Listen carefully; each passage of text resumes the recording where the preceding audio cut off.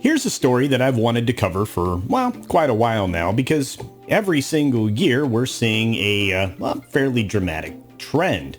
And that trend is people cutting the cord. Now, there are various ways to cut the cord, and let's be, intellectually honest and say cord cutting really is a misnomer, because people still, if they're, parting ways with a cable company, they're still most likely using their broadband services. They're just changing how they go about consuming some kind of television product. I mean, that's really what it ultimately ends up being. Although that's not true if you also consider satellite providers, because, well, people really know that satellite distribution of broadband, with the exception of maybe Starlink, is garbage. But hey, that's probably another video. But cord cutting, it should be reviewed every year. We should talk about how quickly these entities, such as Dish, such as DirecTV, such as all of these, cable providers, are they're losing ground when it comes to television distribution. So let's look at 2021. Here we go.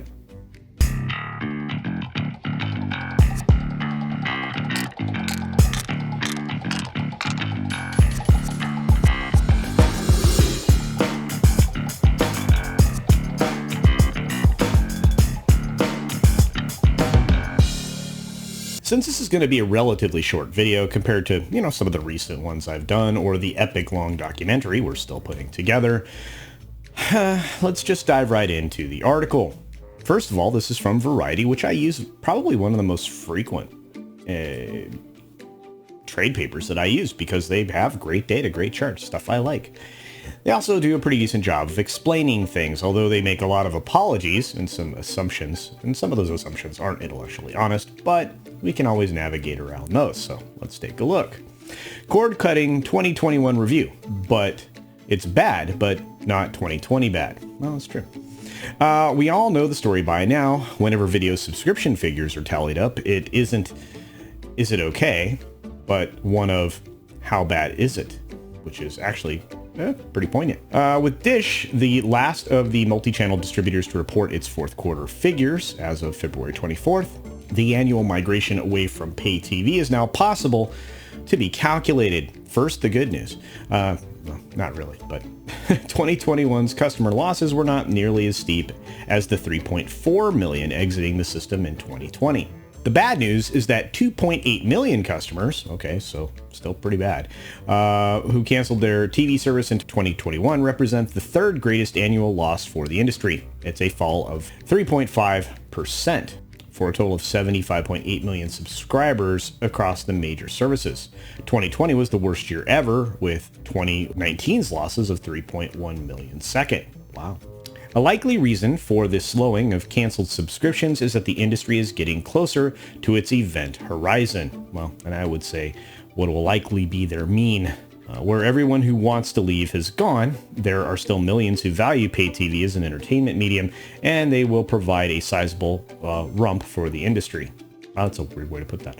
Eyes will be drawn to the evisceration, I like that word, of customers among the traditional MVPDs, down by 21.8 million, or minus 26% from 2016. But note that over half, 53% of this figure, has since subscribed to a virtual MVPD. Hopefully, at this point in time, the industries will have moved past viewing vMVPD subscribers as cord cutters.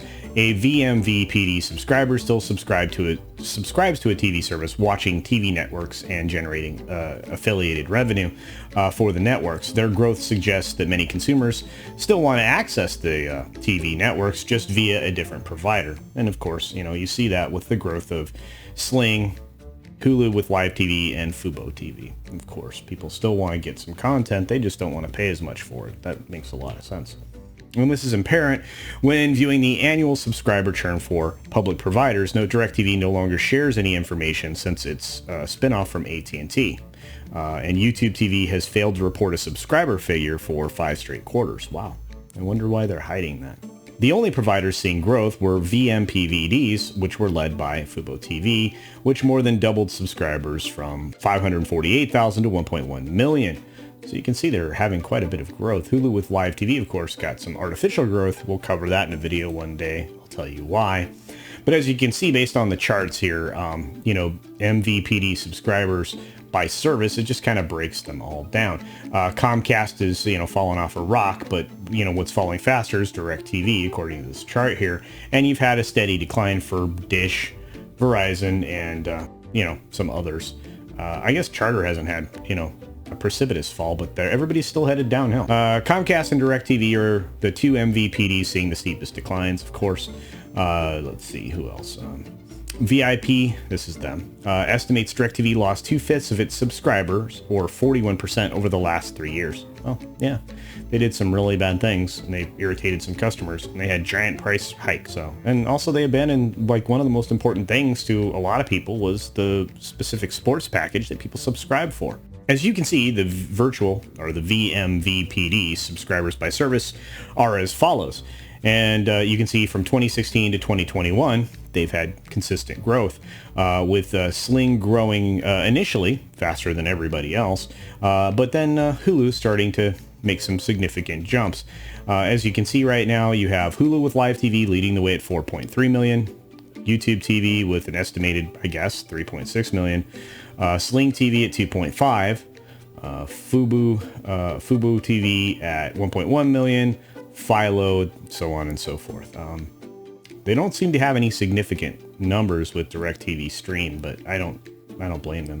And obviously they stopped tracking PSView because PSView, I believe, is completely gone. But I could be wrong. I was never going to subscribe to it anyway, but who knows.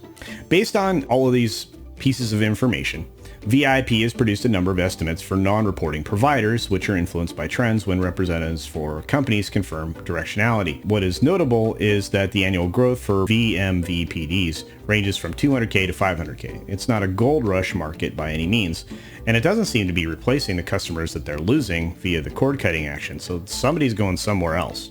I'm just saying. Predicting where the industry will be in a year's time when Q4 2022 reporting is finished, VIP anticipates it will be the first year since the mid-2000s where the major MVPDs see fewer than 60 million subscribers. VMVPD subscriptions will grow by 1.5 to 2 million overall, with the majority of providers continuing to prefer a cloak of mystery. One of the other things that, is always fascinating to me is the fact that they're making an assumption that people aren't going back to land-based broadcast services, linear traditional broadcast services, because with the increase in the modern television availability to most people, they're very accessible. They have the ability to break down the channels digitally that are received over the air, and that gives them access to a lot more channels. And as in another video that we just recently did, in fact, you can see that here, you can access diginets via that kind of service, also with Pluto TV and several others. I don't understand why you would need a lot of these other services, but hey,